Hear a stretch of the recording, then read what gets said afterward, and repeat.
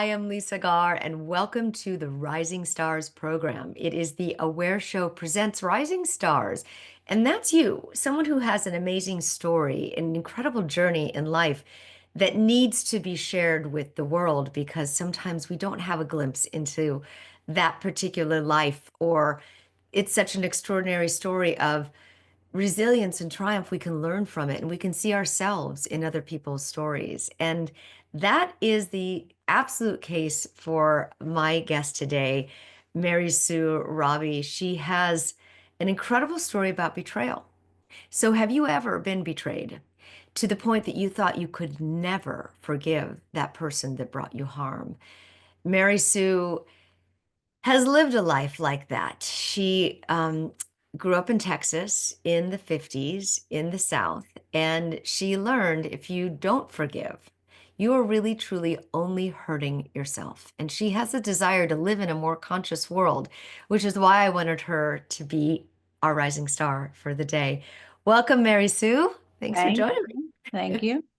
Glad to be with you. Yeah. So, I mean, I was mentioning earlier that a lot of people don't get to see the life of what it was like to live in the South. And your particular family was involved in oil, right? For very many generations, right? Long time. Oil, cattle ranching, farming. Yeah. All of that. So, what was that like? What was it like for you as a little girl growing up in the 50s in that environment? Well, I'll say it was a lot of fun. There was a lot more freedom then.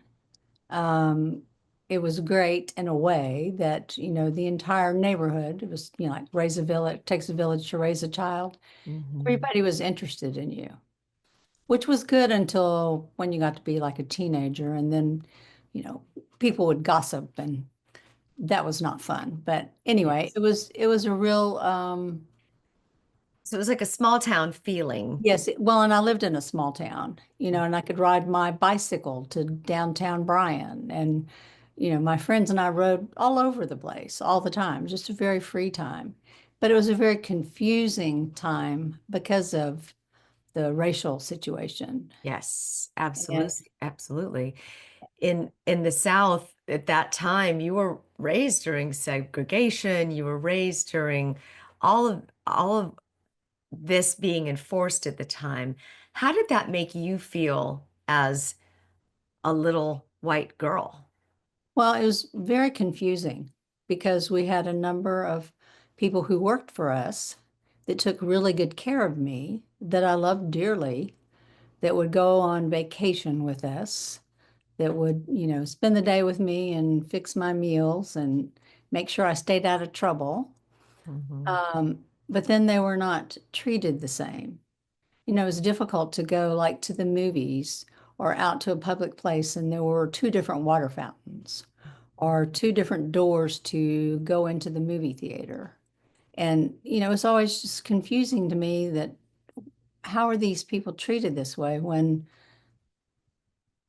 in my opinion, but I was a kid. I mean, and even this really dates me, but like in 1968, I was in high school and my grandmother had this lady who worked for her who drove her around, my grandmother lived in another small town. And as she got older, she had to live in a nursing home that was in my hometown of Bryan.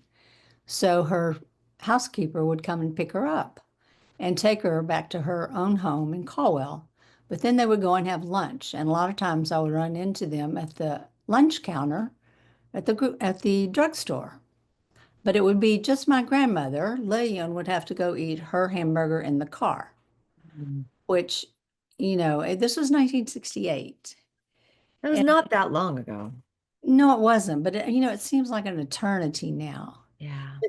To me, the blessing was Lillian worked for my grandmother till my grandmother died. Then Lillian had a couple of other jobs. I moved back to town. I had two small children that needed to be looked after school while I was working. And it was suggested that I hire Lillian. So Lillian came to work for me after working for my grandmother. And, Lillian wanted to call me Miss Mary Sue. And it was like, no, no, Lillian, we're not going there. You just call me Mary Sue. And I know that I put Lillian into some situations that were really difficult for her Mm. because she loved my girls. She took very good care of them, like she had taken really good care of my grandmother, all of us. And my girls were in plays, and we invited her to come to the plays. And of course, she didn't want to because the plays were basically white people. Yeah. But finally, one Saturday, she showed up. And of course, I, not thinking, go grab her hand and bring her and put her on the front row, Mm. which, later I thought about how uncomfortable that probably made her. But she was there and she was so glad to watch my girls perform, and they were so glad that she was there. Hmm. So to me, it was like redeeming to have, like when Lillian would leave at the end of the day, Kate and Juliana would give her a hug, and tell her goodbye. Whereas, my grandmother would have just said goodbye, So you helped really help her feel like a part of the family, feel Yeah. like that she was included. Yes. You yourself had a tough part of your childhood when your mother passed away at an early age. So you kind of lost that female mentor in your life, right? Right. At that age. So what helped you learn how to be inclusive, how to not make people feel like they're ostracized or not included? At what point did you feel like that as a child? Well, I guess I always felt kind of like an outsider because things bothered me, like segregation, whereas it didn't seem to bother like my siblings. I always felt like my siblings were one family and I was another because there's 5 years between my brother and I, and there was 9 years between my oldest sibling and myself. So a lot of times I didn't feel included. So I think that might have been part of my reason for wanting to try to make people feel comfortable and to be validated by, I see you without having to show off, which is what I did as a kid. Well, also there's no comparison to that at all. I mean, the life of an African American person who's going through segregation is absolutely not comparable at all to that of a white person feeling ostracized at all. Oh no, yeah. However, you did go through an ordeal with your family of great betrayal. And at some point, I just need to ask you, so you wrote a book called Stand There and Look Pretty, Darling. Tell me Don't what worry your that. pretty little, don't you worry your pretty little head about nothing, is the rest of it. Mhm. Mhm. And that was very, very demeaning towards women. You just stand there and look pretty. Don't be seen, not heard. Right. Don't worry your pretty little head about nothing, like you said. Those are basically saying you don't matter, your opinion doesn't matter, your voice never needs to be heard. And eventually you had to, well, you wrote a whole book about it. And I think that's extremely brave. How and what made you write that book? Well, I guess the icing on the cake was in 2014, I was having some issues with the oil company. They wanted to, I have a farmland that I inherited. I had a partnership with my dad. He was a farmer. And on my property, they wanted to drill an oil well. So I went out and met with the landman and I met with my tenant, my brother-in-law, and we talked about where were they going to put the well and what would be a best location for them to be coming in and out and what would be best for, using it as farmland, all these things. And at that time, I asked the landman where they were going to get the water for frack. I knew it was going to be a frack well and not real wild about fracking, but you were talking about oil companies. You really, when you have a lease with an oil company, which my dad had done many years before, you're locked in. Oh, so Doesn't matter how many times they come back and drill, you're locked in at whatever rate the one who preceded you agreed to with the oil Mhm. company. Wow, forever, huh? Right, forever. Hmm. And so I was trying to renegotiate with them, and I asked this young man, where are you going to get the water? And he told me the property is located near the Brazos River. So he told me they were going to pump the water from the river to my property. Well, there were a couple of farmers between my property and the river. So I said, have you gotten the easements from them yet? And he said, oh, no, not my job. Somebody else will handle that. Well, a couple months later, um, my sister called me and said, you should go out and see all those water trucks on your property. And I went, oh, okay, because they were getting ready to start drilling. And so I don't drive great distances. So I had a friend of mine drive me and we went out and we pulled in what's called a turn row. And it's a road that's built mainly, for farm equipment to drive down and to be able to turn around. Mm. So we were going down the turn row and I could see that the ground was getting darker. So I knew it was wet. And I said, we need to stop. We don't Oh, want to get stuck. And my friends, oh, we won't get stuck. So she keeps going. And of course we get stuck. oh, Um, so anyway, we had to call for help.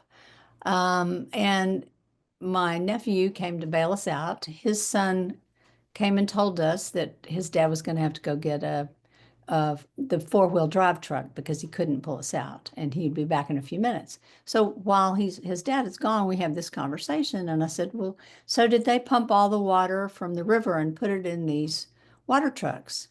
And he said, "Oh no, we drilled two new water wells." And on I'm your going, property. "Yes, on my property." And I'm going, "You did what?" And he said, "We drilled two new water wells." And Well, you didn't give approval. I Yes. didn't have any idea at all that had happened. And fortunately, one of my daughters has a friend who was a water attorney, and she did some investigating for me. And there was an affidavit signed by my brother-in-law saying that he owned my property and my water, Ah, and his son is on the water board for the county, and his son had reduced my historic use permits to the exact amount of water that Anadarko said they needed for fracking. And all of this was notarized by the landman who worked for the oil company. hmm. So this was falsified. All, yes, all of it. And I, I, I, I can't, Ah, if steam could come out of your ears, I'm sure it was right. coming out of mine that day. I didn't say anything because I was afraid if I opened my mouth, I didn't know what I would say. So I You were, just and you were also taught to stand there and look pretty, not to have an opinion, not to be seen, not heard. don't ruffle the waters, be nice, just kind of take it. Um, Mhm. and so, the more I thought about it, it made me furious. And I came home and called my attorney who had been helping me with the oil lease. And I said, they drilled two water wells, and he was like, huh, why? Did they ask you? No. I mean, he didn't know anything about it either. And the thing is, people don't really ask questions like that. I mean, I know the people who drilled the water well, but they Uh-huh. probably assumed that the property did belong to my Right. brother-in-law because he farmed it. Hmm. So anyway, it took me, well, I had to get this attorney to really investigate and I kept saying, did you do this? No, no, no, Oh, no. so you had to ask, you had to confront your I brother-in-law. asked, yes, Mhm. which, I was also raised not to do things like that. Right. But I'm curious why the sister called, your sister-in-law. No, Sister, this is my sister. sister, your Well, sister. I think she didn't realize what was happening. Right. Yeah. She was not in very good health at that time. Mm. And Yeah. I think, she just, I don't think she had any idea what they were doing. Mm-hmm. Mm-hmm. And she So, passed away, during this whole process. oh my goodness. It took me 2 years to ever, really confront them and have the proof and say, look, you have to you fork over the money you got from the water. So you assessed them for it and you had to sue your own relatives Well, despite someone yeah, passing away. I didn't actually have to go to court. They were willing to settle after they got caught. Wow.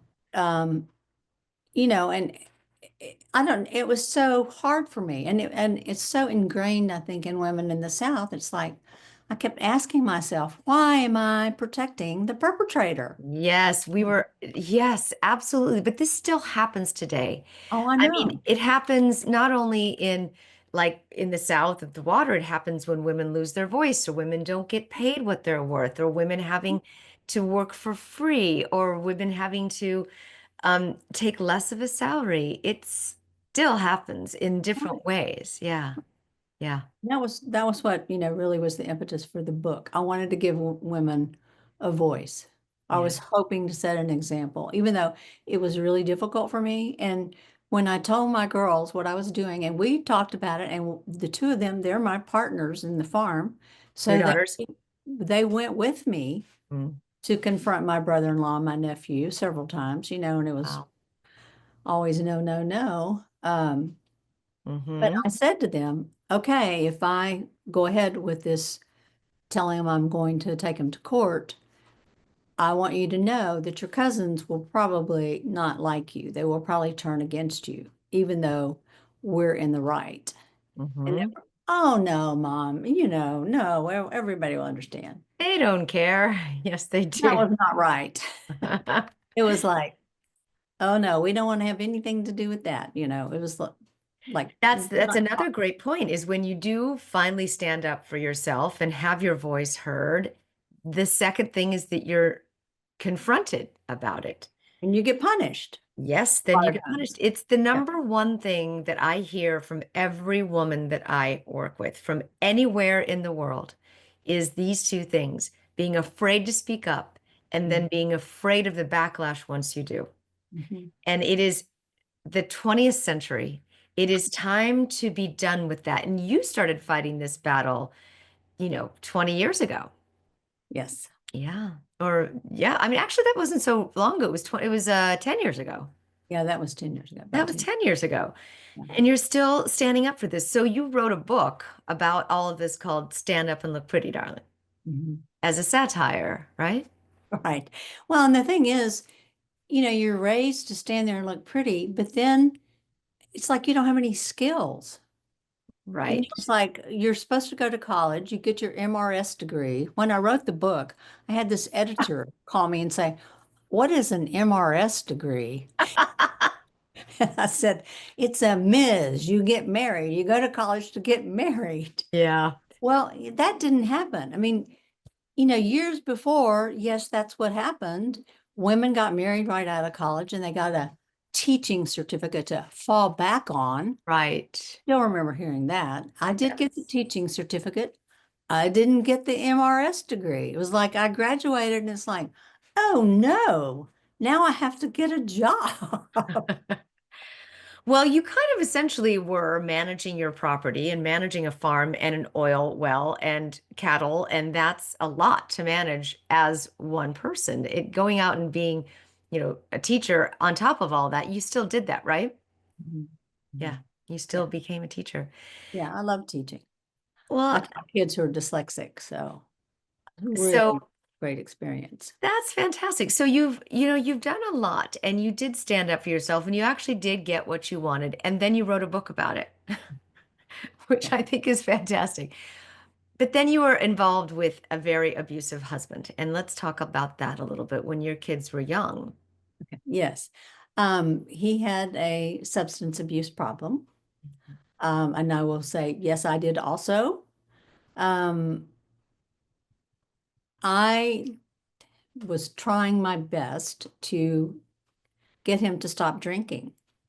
And had not been getting along very well. So we had moved to a new city, a small town outside of Houston. We were living in Houston when we got married, and we had our first daughter. And my husband decided he would take a new job that paid more in a small town in Conroe. So it would be more like similar to being in Bryan. So we moved from where we lived in Houston to Conroe, and we had the ability to buy like 3 acres and have a really nice house. So, we were taking a geographic cure and what they call in 12-step programs. And he got a new job, and I got pregnant to have our next child. So we were doing all the things you do to avoid looking at the problem of addiction. Mm. And fortunately or unfortunately for me, when I would get pregnant, both times I got pregnant, I stopped drinking. Hmm. And so then I could see what was going on. And I did a good Al-Anon job of, pointing my finger and scolding my husband for drinking too much, not knowing, that it's a disease and he didn't really have any control over it. I mean, I was lucky that I was able to stop when I was pregnant. Yes. I didn't really invest a lot of time in getting to know people in Conroe. I was really depressed. Hmm. Um, I was pregnant. It was just not a good situation. And since I wasn't happy, then he wasn't happy. He didn't really want to come home, which I don't blame him. So he Hmm. would go out drinking. I Hmm. didn't realize that his boss was also uh, into substance abuse. And I was trying to do an intervention on Keith, my ex. And so I was gathering information, and one thing was gathering friends who all wanted to help him stop drinking. Hmm. And so you have to go and talk to the boss. This is part of the how you do an intervention. Oh, wow. And make sure that it's okay for them to be off work because you're going to intervene on them and then put them on a plane like the next day to go to treatment. So I was to the step of talking to the boss. And so I had this, my Keith was working at a savings and loan, and there were several different branches. So I called his boss and asked his boss to meet me at a branch away from the one that Keith worked in. And so he met me, and I explained to him that I was really concerned about Keith's drinking and that I had made a reservation for him at a treatment center. And anyway, but I needed to know if he would let Keith, if he could come back to his job if he was gone for like a month. And, Gary, he was very accommodating. Oh, yeah, yeah, yeah. That'll be fine. That'll be fine. Don't worry about a thing. And I said, well, please don't mention it to him. We have a meeting set up. Well, Yeah, he disrupted that. yes, I got home and Keith was calling me, telling me that Gary had come in and told him that he was going to treatment. So he felt very betrayed by me. It Yes. was not at all what was supposed to happen. Yeah. He did go to treatment, but my reason for wanting him to do that was because I was trying to save our marriage. Hmm. And of course, he was so mad at me because I had gone to his boss Hmm. and talked to him. Yeah. Yeah. So, That's publicly a difficult step to do. Yeah. Yeah. anyway, so there was no reconciliation. I mean, he was so angry at me. He did go to treatment. I went to the family week. He did come back and go to 12-step meetings. I started going to 12-step meetings, which I think 12 steps are great for anybody just because it's kind of a handbook of how to live, and you have people supporting you in challenging times. So it was very Yes. Yes. beneficial, I felt like. Well, yeah, you're not in it alone. You're with a community of people who are just like you going through this together. And I think that's really important. Right. So you both were dealing with betrayal. He felt betrayed by you. You felt betrayed by him. Right. Hmm. Yeah, exactly. So what did you eventually do? Well, so I had moved out before I had this meeting with his boss. I had already moved out of our house in Conroe Oh, and okay. I moved back to Houston. Fortunately, it was one of those God things. We didn't sell our house in Houston Mm. so that I could move back to it Uh-huh. a year Yes. later. Um, I had, I was in a really bad funk, really depressed, and was waiting for my doctor to say that I could pick up a box. I'd had a C-section with my last daughter, and so I couldn't pick up boxes. So the minute he said I could pick up boxes, I made the arrangements for a moving van to come and take part of the furniture back to Houston. And this was back before cell phones. So, I made arrangements for a moving van and to get a telephone set up so I wouldn't be isolated there with two young girls. Hmm. And so I made the plans to move. I unfortunately went and told my parents just because I felt like I should give them a heads up. And of Yeah. course, they tried to talk me out of it. They even came to town and tried to talk Keith into talking me out of it, but by this point, Keith was sick of me. He was Yes, ready for not me to talking to you. go. Yes. So I moved back. I moved back to Houston and started teaching nursery school and going to 12-step meetings. And had two little children. And had two, yeah, I left with a 6-week-old and a 2-year-old. Wow. And So you started to rebuild your life yes, yes. while going to 12-step programs, while getting an income and trying to set yourself back on track. Yes. For a while there, I was, still hopeful that we could get back together. But Yeah. it finally, I finally realized that he was not going to have any part of that. At So what point did you get out of that loop? Something happened, someone happened. I was going to 12-step meetings and I don't remember what I said exactly, but I had a really great group of women who I could really relate to, who had similar backgrounds, but who were dealing with addiction. And they were so supportive. And I said something, and one of them said, "Oh, you need to meet my friend Pat." Well, one of the things was I needed counseling, and I didn't have enough money to pay for a counselor. And so she said, "Well, she does counseling. She went through Unity Ministerial School, but she did not become a minister because she didn't want to be locked into the rules of a church, but she practices Unity teachings and she's a counselor. And you can see her on a love offering basis." So I thought, great, that's my Yes. wife. Yeah. So I started seeing, her name was Pat Pennington. So I started seeing Pat, and I was a mess. And she, would listen to me rant and rave. And so finally one day she said, "Here, I want you to take this prayer." She said, "You need to forgive him." And I Mhm. remember, I think I was screaming at her, "Forgive him? What do you mean? He doesn't deserve to be forgiven. I don't want to forgive him." No, no, no, no. Mhm. She said, "Well, she said, he doesn't care if you're mad. You can stand here and jump up and down and scream. It's not bothering him. He's not thinking about you being mad. Who's holding the rope? You are. You need to let go. You need to forgive him because it's going to hurt you in the long run if you don't." Mhm. And she said, "I have this prayer, the Ho'oponopono prayer. It was given to her by a Hawaiian lady when she was doing some healing work in Mexico City years before. And the lady had said, you need to have this prayer." So Pat handed me the prayer and she said, "I want you to read this anytime you're feeling any angst." It's like, I don't want to read this. I don't want to forgive him. And she said, "Just take it and think about it. And when you're feeling upset, pull his prayer out and read it." And you did. So I did. Mhm. And I realized as I read it, even as I read it, like at the very first time, even though I was so resistant to it, I could feel my energy changing. Mhm. And the best way to describe it is, I would read this prayer anytime I was feeling upset. And as I read it, I would calm down and I would be able to get a grip on myself again and not be just wild with emotions and my thoughts running my life. And I finally realized how much the prayer was helping me. And the best way I can describe the prayer, it's like, to me, reading that prayer was magical. I didn't have to say anything to him.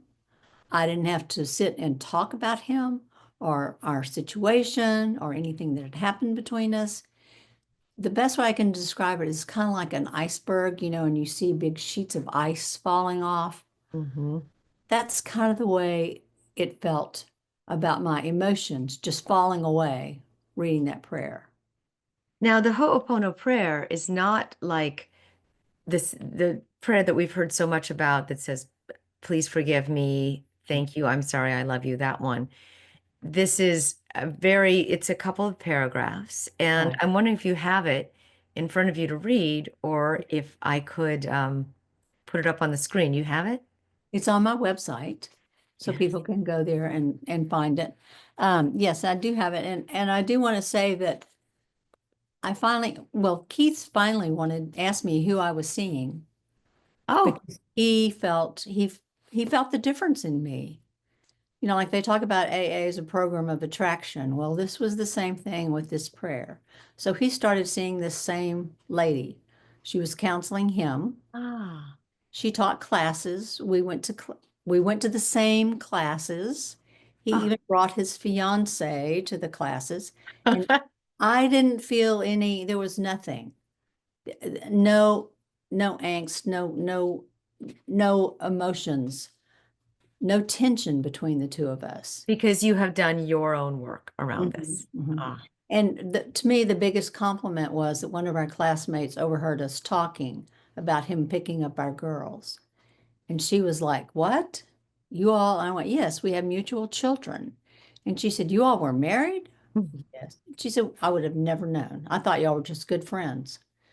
And to Ah. me, that was a great compliment. Yes, Great. because you had forgiven yourself and him in the meantime, because you realized by not doing that, you were just continually punishing yourself or Right. holding that Right. energy. And so, yes, the prayer is on her website, on Mary Sue's website, which is forgiveandflourish.com.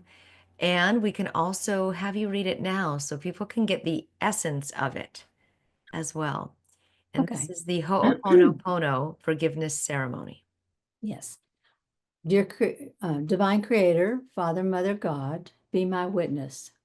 If I have ever offended you, if I, Mary Sue, have ever offended you, Keith, in thought, word, or action, from the beginning of creation to this very moment, I humbly ask your forgiveness. Forgive all errors, resentments, guilt, offenses, blocks, and attachments I may have created or attracted into my life. Will you forgive me? The response: Yes, I forgive you.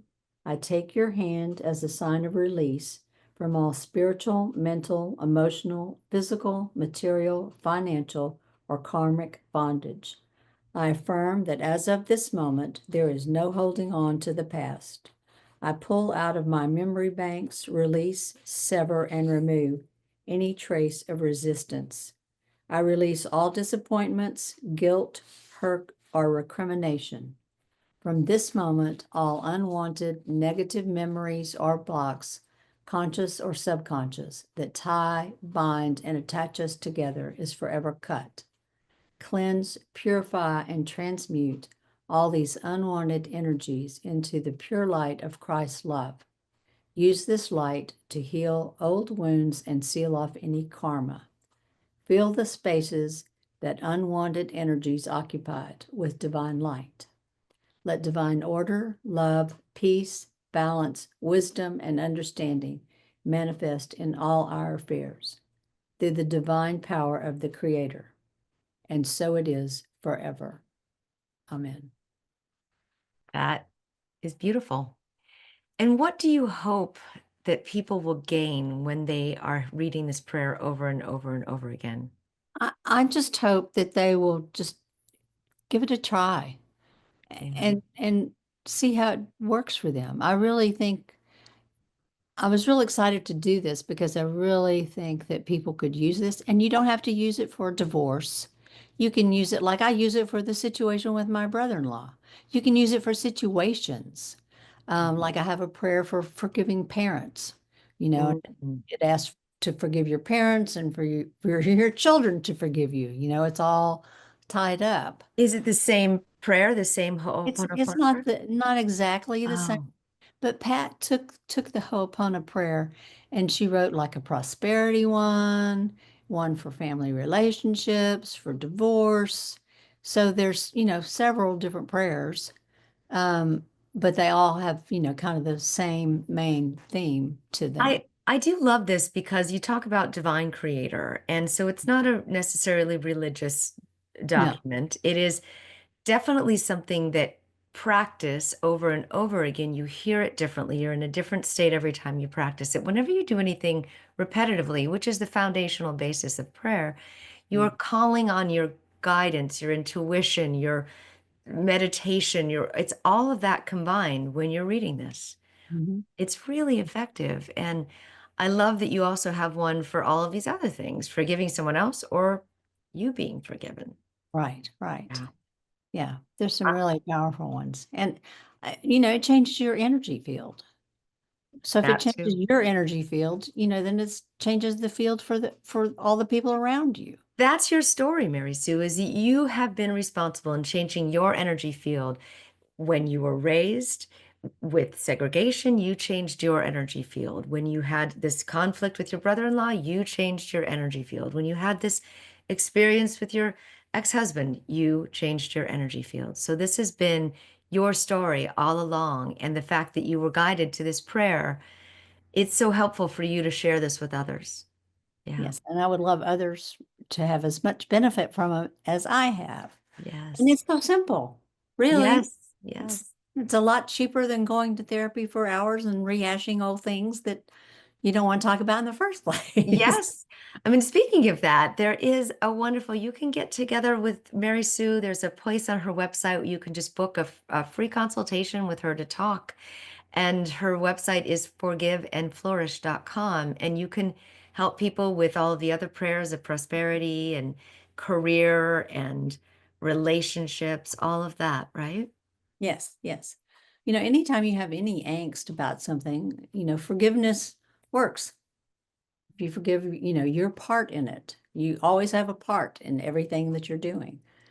And if you can forgive your part, it changes things. It just changes. 100%. We were just talking about this. And so if you're finding yourself in a situation where you're not being treated fairly, maybe you could look and yourself and say, well, where did I undervalue myself? Where did I not speak up? And how can I change that by speaking up and valuing myself higher now, starting at this moment? With aging parents, it's tough to be patient with Right. the, you know, uh, past at the same time as dealing with the confusion of an aging parent. Mhm. And so forgiveness has to exist in order for you to be able to assist and not regret it the rest of your life. Right, right. Mhm. To not have resentments. Yes, it's huge. It's absolutely huge. I'm going through that right now of just forgiving my mother and helping her at the same time, whereas I've seen my brother not do that and how much it tortures him. And that's not easy to watch, you Mhm. know. Yeah, But I can't say just forgive, forget. It's not possible. It takes the work, it takes the practice, it takes the commitment to forgive by really realizing how much you've been through and what you're putting yourself through. I mean, my brother's been through a cancer journey too, and I feel wow. that it's all that internal lack of forgiveness that it's not something you can snap your fingers though and say, okay, I've forgiven. You Right. actually have to do the work around it.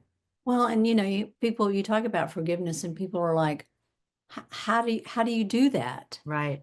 And to me, this was the answer, how you do it. It's so simple. And it wasn't something I wanted to do. It wasn't something that I thought would be effective. Yeah. It's just something she told me to do it. Being a good student, I did it, Yes. and I saw the Yes. benefits. And And so, now and you get to pay it forward. I absolutely love that. You paying it forward is part of your healing process and other people's healings as well.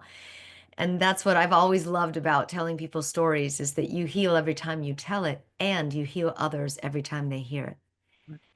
and I really hope that people will go look the prayer up and try it. Just give it a try, and it won't hurt. No, of course not. And I thank Help. you for making it available on your website again. And then Sure. book a time to talk with Mary Sue. If you find yourself relating to her story or you see yourself in Mary Sue, just take some time and have a conversation because it's all about community, being heard, Mhm. and not being afraid when your voice is heard. Right. So, again, Mary Sue's website is forgiveandflourish.com. And I thank you so much, Mary Sue, for being a rising star. You are absolutely incredible. Well, thank you so much for this conversation. I really love being able to share this information with other people. That's what it's all about, sharing your stories. Okay, thank you again. And until next time, I invite everyone to stay aware.